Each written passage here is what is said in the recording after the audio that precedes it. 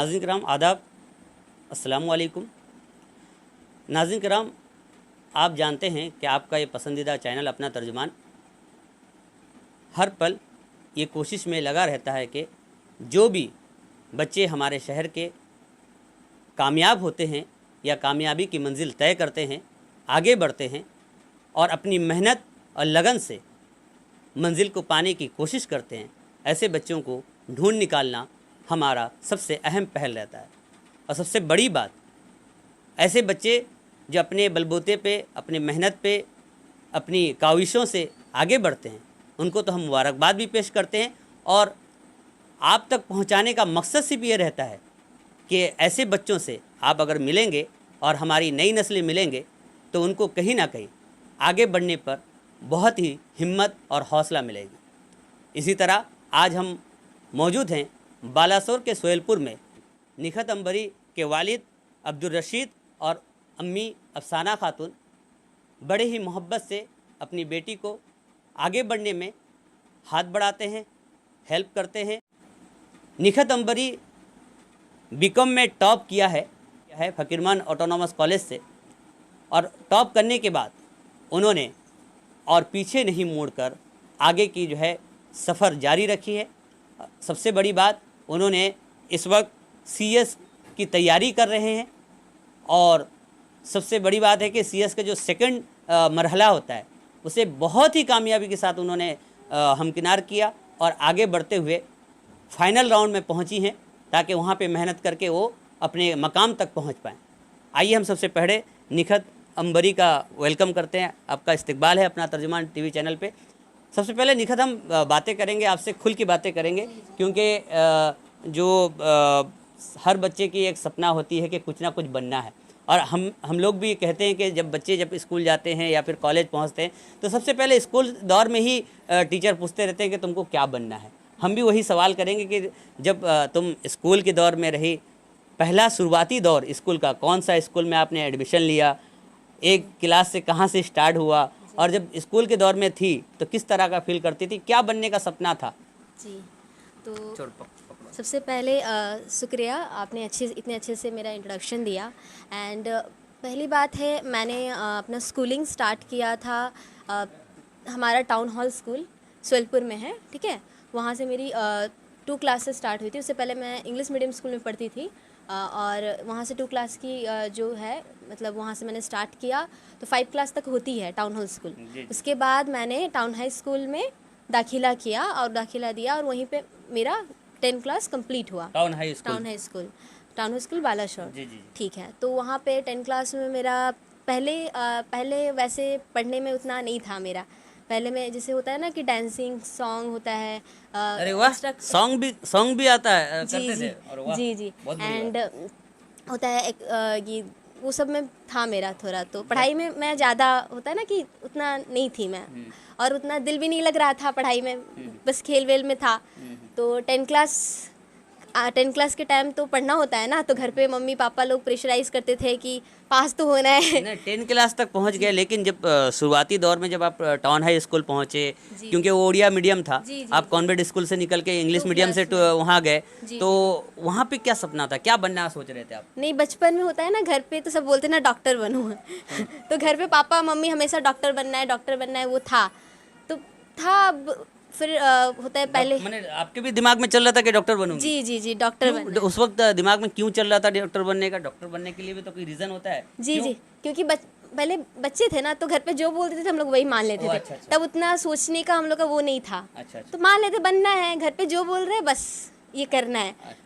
बस अब जब से दिमाग आई, मतलब 6 क्लास 7 क्लास, तब भी खेल में ही दिमाग था, उतना पढ़ाई में दिमाग नहीं था मेरा। 10 क्लास में थी, होता है ना एग्ज़ाम का 6 महीना बाकी था, तब से मैंने पढ़ाई अपना स्टार्ट किया। तब से रियलाइजेशन हुआ नहीं, पढ़ना है, पास तो होना है, नहीं पास होंगे तो फिर पता नहीं क्या होगा, घर से निकाल देंगे। होता है घर में बहुत सब बोलते थे नहीं पढ़ाई करना है आपको जैसे भी। तो 10 क्लास में मैं सुरभि कोचिंग, वहाँ पे मैंने एडमिशन लिया कोचिंग में। तो वहाँ पे सर लोग बहुत अच्छे थे, हमेशा समझाते थे। फिर मैंने बहुत देर से समझा, 6 मंथ बाकी था, तो सर बहुत सपोर्ट करते थे। मतलब होता है ना कि करना है, तो होता है ना कि मंजिल दिखाने का जो एक रास्ता होता है ना, एक सर है मनोज सर, वही सर जो है मतलब वही मुझे मतलब आँख खोले कि नहीं पढ़ना तो है, कुछ तो करना है अपने ज़िंदगी में। तो वहाँ से मैंने पढ़ाई अपना स्टार्ट किया और 6 महीना बाकी था, मैंने बहुत मेहनत किया था। मतलब पहले तो पढ़ती नहीं थी ना, तो पढ़ना स्टार्ट किया, बहुत मेहनत किया। पूरा लगन के जी साथ जी लगन के साथ पढ़ा मैंने। तो उस तब मेरा स्कोर था 61%। तो मैं खुश नहीं थी, रिज़ल्ट आया था, मैं बहुत रोई थी। घर पे पापा मम्मी समझाए थे कि ठीक है ठीक है ठीक है, जितना आपने मेहनत किया है, पर मुझे ज़्यादा चाहिए था, मतलब तो अच्छा आना चाहिए। तो ठीक था, फिर मैंने बोला नहीं, अब +2 में बहुत अच्छा करना है, जी जान लगा लेना है। मैं यहाँ पे पूछना चाहूँगा क्योंकि आपने पूरा अपना मैट्रिक का करियर बता दिया कि किस तरह मेहनत आपने किया, सब कुछ किया। लेकिन एक बात होता है ना कि जब मैट्रिक के दौर पे रहते हैं, जिस तरह आपने सर का जिक्र किया, मैं पूछना चाहूँगा कि तुम्हारे ज़ाती बात ये है कि आपके पापा क्या करते हैं? जी मेरे पापा बिजनेसमैन हैं, ठीक है। क्या चीज़ का बिजनेस? गारमेंट्स का है, गद्दी उस वगैरह का है। एक्चुअली मेरे पापा कितने भाई बहन हो आप लोग? हम लोग 5 हैं। 5। दो आप कितने नंबर पे? हम सेकंड है, मेरी दी है, मेरी बहन फर्स्ट है, फिर मैं सेकंड और 3 भाई है छोटे छोटे मेरे। छोटे-छोटे। जी जी तो आप लड़की में सेकंड थी, जी। तो किस तरह अम्मी पापा का प्यार मिलता था? मतलब मैट्रिक के दौर में सपोर्ट, प्यार आपको पढ़ने का तरफ सबसे ज़्यादा, पढ़ना है, बैठना है, इस तरफ कौन ज़्यादा करता था, अम्मी या पापा? पापा तो बचपन से, उनका तो 1 मिनट रहता थोड़ा, मतलब इतना भी पढ़ लो, फिर बोलते हैं एग्जाम खत्म भी हो जाएगा ना, तो उनका रहेगा बेटा अभी और रिवीजन कर लो, आपका थोड़ा नॉलेज बढ़ जाएगा। वो वाला है पापा का। बहुत मतलब उनको पढ़ाई के लिए उनका बहुत शौक है। मतलब बचपन से मैं देखती थी कि मतलब बेटा आप कुछ करो, बेटा आप पढ़ो। और मेरा ऐसा है ना, हमारे मतलब हम लोग मिडिल क्लास फैमिली के हैं, तो ऐसा है ना, पढ़ाई के लिए कुछ भी मेरे पापा जैसे भी मैनेज कर लेंगे, वैसा वाला है।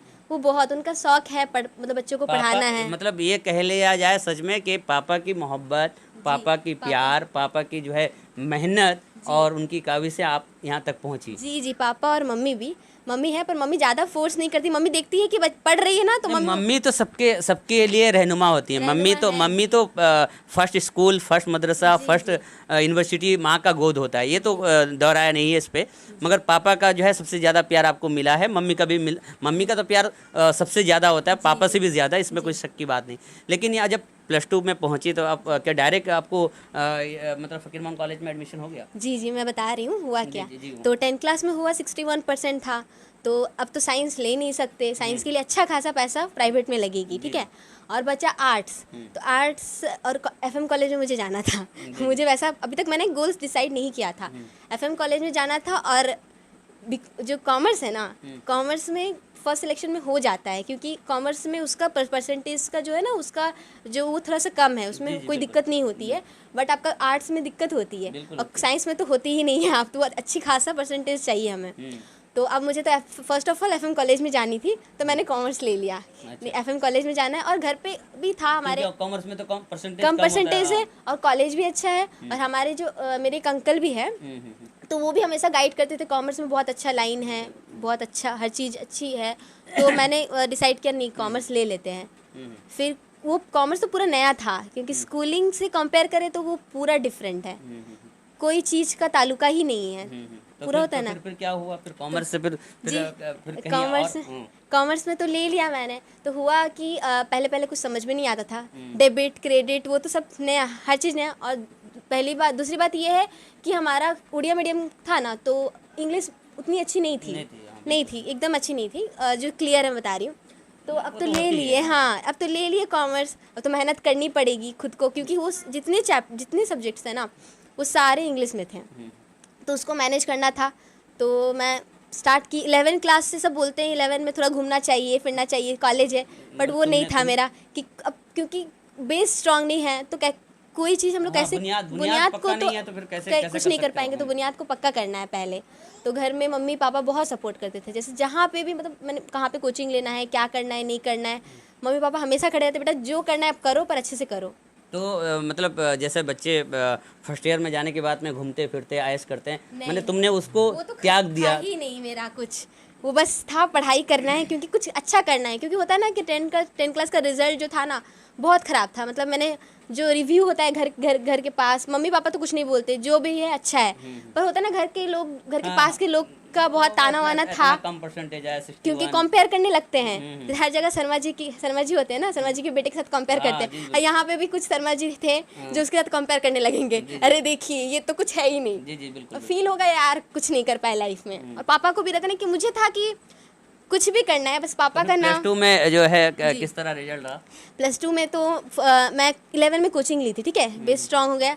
12 में मैं जहाँ जाती थी ना, वहाँ पे होता ना कि पढ़ाई उतना मुझे इफेक्टिव नहीं लग रहा था, क्योंकि उतना टाइम जितना हम लोग टाइम दे रहे हैं उतना हो नहीं पा रहा था। तो मैंने सेल्फ स्टडी किया था खुद, यूट्यूब में देख के, होता है ना, यूट्यूब में देख के मैंने खुद पढ़ा, क्योंकि 11 में मेरा बेस स्ट्रांग हो गया था, मैं जहाँ जाती थी। 12 में मुझे इफेक्टिव नहीं लगा, तो मैं बोली नहीं अब खुद पढ़ते हैं, होता है ना। तो खुद पढ़ के सेल्फ स्टडी मैंने किया और यूट्यूब से हेल्प लेके किया। तो उसमें हाँ, उसमें था एक्चुअली ये था ना, हम लोग का, मेरी एक फ्रेंड है रजिया नियामतुन्निसा, मेरी फ्रेंड बहुत अच्छे, हम लोग साथ में पढ़ते हैं। तो हम लोग का ये था +2 में लैपटॉप मिलता है, लैपटॉप मिलता है ना, बस तो हम लोग का था हमें लैपटॉप लाना है, एनी हाउ कुछ भी हो जाए लैपटॉप। यानी आपको? जी मिला है।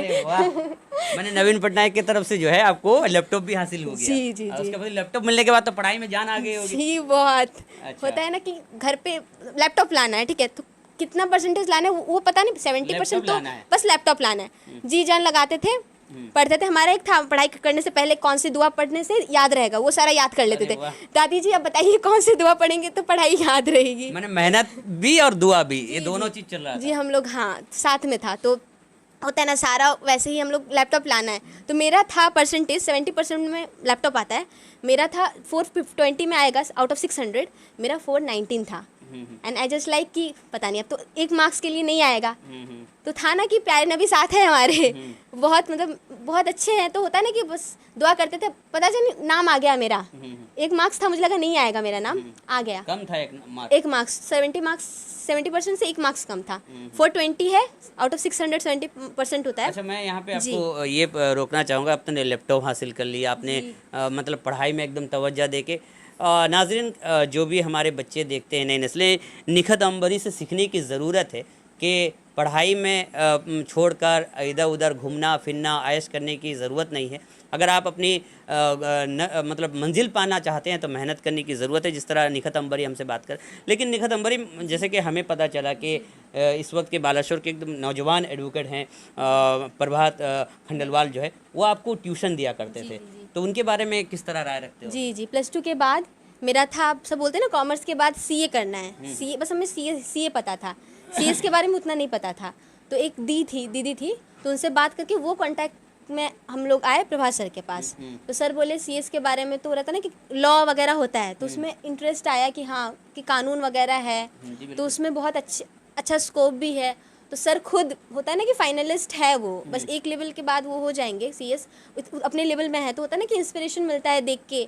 तो लगा कि नहीं अब तो करना है, तो उनके थ्रू ही आया CS क्या होता है नहीं होता है, उनके पास आया तो पता चला हाँ CS भी होता है। कि कॉमर्स में आप जो भी सोचोगे तो सब CA ही बोलते हैं, बिल्कुल तो होता है ना। तो होता है उसके बाद सर के पास आए, सर से कांटेक्ट हुआ, तो वहीं पे मैंने CS का प्रिपरेशन स्टार्ट किया।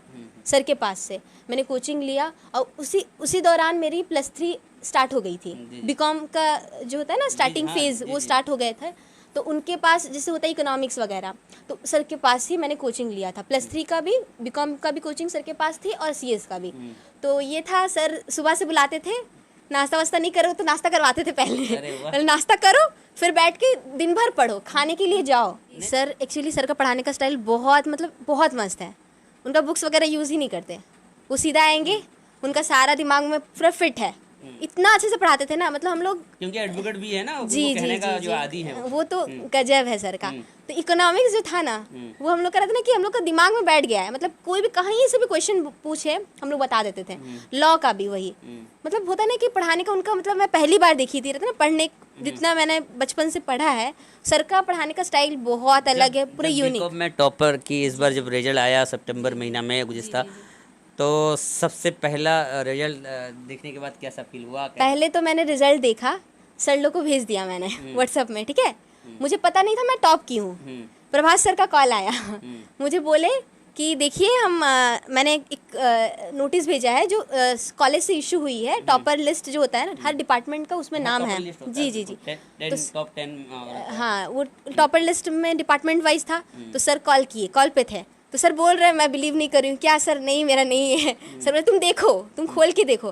फिर मैंने देखा हाँ मेरा नाम है। तो सर के थ्रू ही मुझे पहले पता चला, मुझे पता नहीं था कि मैं मतलब टॉप की हूँ, मार्क्स पता था मेरा क्योंकि तो सर तो बेहद खुश थे और जिस तरह आपके मम्मी पापा सुन के क्या बोले? पापा मम्मी का आँख में आंसू आ गए थे। वो बहुत मतलब होता ना कि मुझे फील हो रहा था कि एक्चुअली मैं अकेले मेहनत नहीं कर रही थी, मेरे मम्मी भी मेहनत बहुत करती है, मेरे पापा भी मेहनत करते हैं हम लोग के लिए।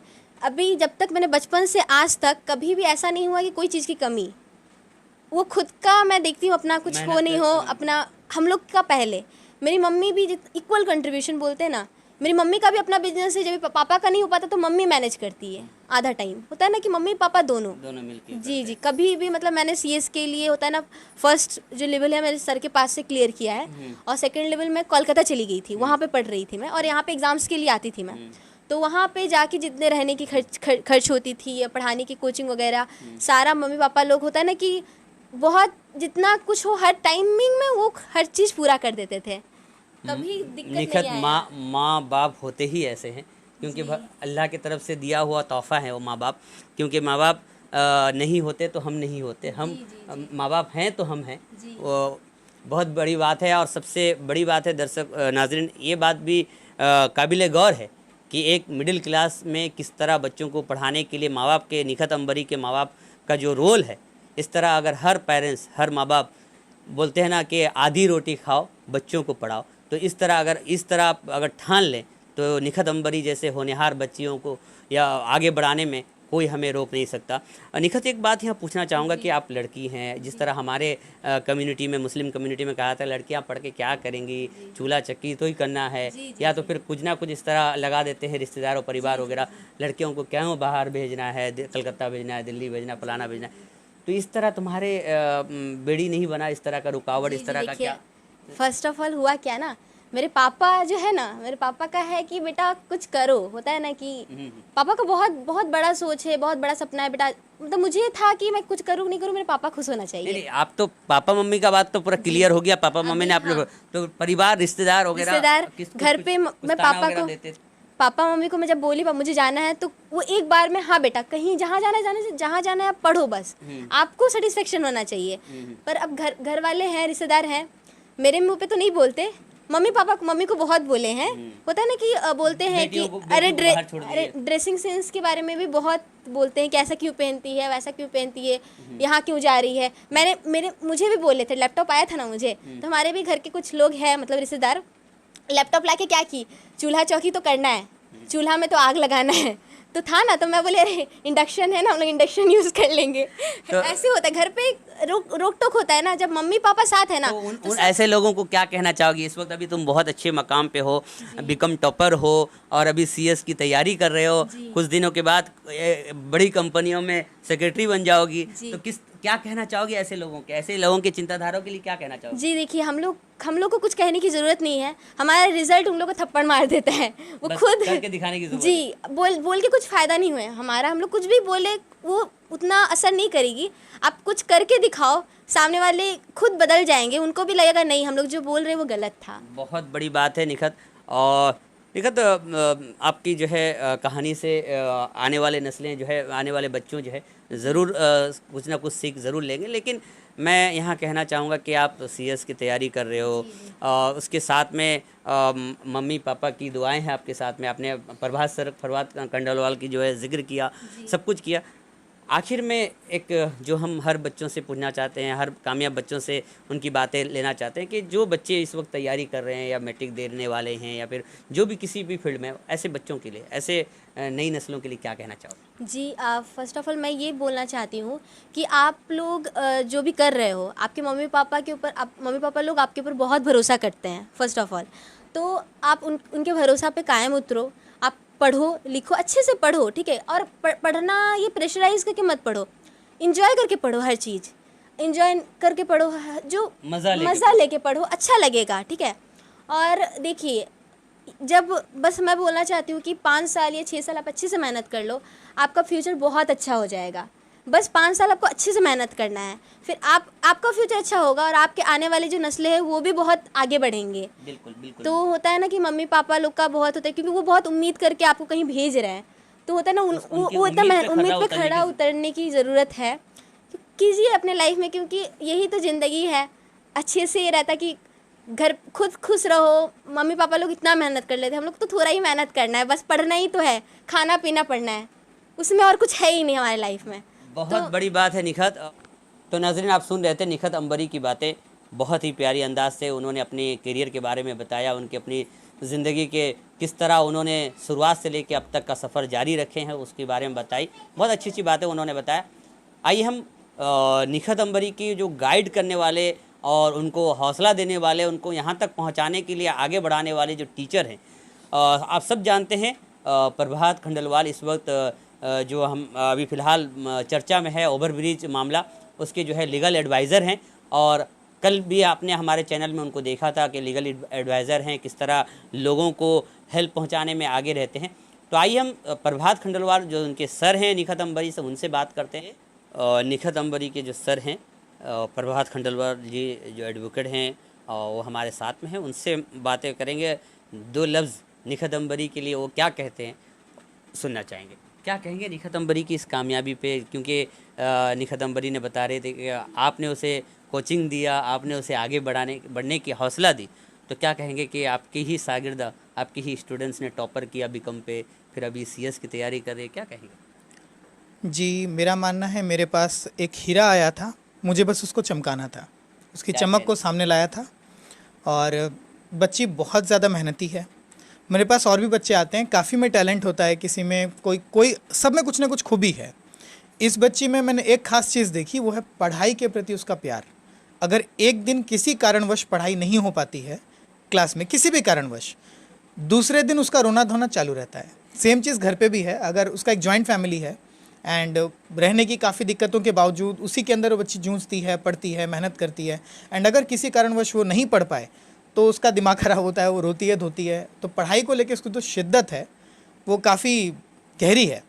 और इस चीज़ को देख करके उससे मैं भी काफ़ी इंस्पायर होता हूँ कि आप जो करना चाहते हो उसके लिए किस हद तक पागलपन ज़रूरी है। शायद उसका ही पागलपन उसे आज आगे ले आया है। तो किस तरह दुआएं आपकी रहेगी और किस तरह मशवरा रहेगा, क्योंकि सीएस बनने तक और क्योंकि एक मकाम तक पहुंचने तक किस तरह आपकी रहनुमाई रहेगी उसकी? जी, एज ए गुरु मेरा आशीर्वाद उसके साथ तो आजीवन रहेगा। और बच्ची ने मेरा नाम भी गौरवित किया है, खुद का नाम तो रोशन किया ही है, मुझे भी आज उसने आप लोगों के सामने लेके आया, तो I am very proud of her. उसके साथ ही साथ मैं ये भी ज़रूर मेंशन करूँगा कि ऐसे बच्चे तभी होते हैं जहाँ पर ऐसे वालिद होते हैं, उनके वालिद और वालिदैन, जहाँ पर वो उसकी परवरिश के लिए बहुत सारे सेक्रीफाइसेस कर रहे हैं, समाज से लड़ रहे हैं, घर परिवार से लड़ रहे हैं, उस बच्ची को पूरी तरह से फोकस करके आगे लेके जा रहे हैं। एक लड़की का, अपनी कम्युनिटी में एक लड़की का पढ़ना इतना आसान नहीं है, पर पूरा परिवार जब उसके पीछे लगता है कि इसको पढ़ना है, सपोर्ट करता है, आगे भेजता है, तो बड़ा अच्छा लगता है, गर्व होता है। उसकी मम्मी बिज़नेस कर रही हैं, सपोर्ट कर रही हैं फैमिली को, फादर का अपना बिज़नेस है, दोनों का प्यार भी उतना ही है। ये नहीं कि लड़ाई झगड़ा वाला माहौल है, पढ़ो पीटेंगे मारेंगे, नहीं, बड़े प्यार मोहब्बत से पढ़ाई का माहौल चलता है यहाँ पर। बच्ची भी पढ़ाई को उतना ही एंजॉय करती है, एंड ये चीज़ जब तक है, चीज़ें आगे बढ़नी है, तो मेरी दुआएं उसके साथ ज़रूर रहेंगी। क्या मशवरा देंगे आखिर में? मशवरा यही देंगे, मुझे लगता नहीं कोई ज़रूरी है, क्योंकि बच्ची बिल्कुल नहीं है, बच्ची अपने करियर को लेकर बहुत ज़्यादा फोकस्ड है। बस मैं इंतज़ार ज़रूर करूँगा कितनी जल्दी वो अपने मंजिल को छू पाती है। बहुत बड़ी बात। जिस तरह नाज़रीन आपने सुना, हमारे साथ प्रभात खंडेलवाल थे, टीचर। क्यों ना, अगर बच्चे कामयाब होते हैं तो टीचर का जो है सीना चौड़ा होना एकदम ज़रूरी है। और क्योंकि जिस तरह माली जो है अपने फूल को खिलता हुआ देखना चाहता है, और जब फूल खिल जाता है तो माली के चेहरे पे मुस्कुराहट आ ही जाती है। तो इस तरह आज ये मंज़र आप सब देख रहे थे कि प्रभात खंडेलवाल जी की स्टूडेंट्स शागिर्दा जो है निखत अंबरी ने बहुत ही पढ़ाई की तरफ राग़िब होते हुए अपनी मंजिल की तरफ गामज़न है। बीकॉम में टॉपर की है और सीएस में भी वो दिन दूर नहीं कि वो टॉपर करके अपनी मंजिल पर कायम रहेगी। ये तमाम उम्मीदें, अपना तर्जुमान की भी दुआएं रहेगी, अपना तर्जुमान के दर्शकों की जानिब से उनकी दुआएं रहेगी। नाज़रीन, इस तरह अगर कामयाब बच्चे आपके पास भी हों या जानकारी में हों, ज़रूर हमें बताएं, हम उनकी बातें नाज़रीन तक पहुँचाएँगे ताकि हमारे बच्चे उनको सुनकर उनकी हौसला अफजाई हो, वो पढ़ाई की तरफ राग़िब हो सकें। कैमरामैन शेख तौसीफ के साथ अजीम बालेशरी, अपना तर्जुमान, बालाशोर, ओडिशा।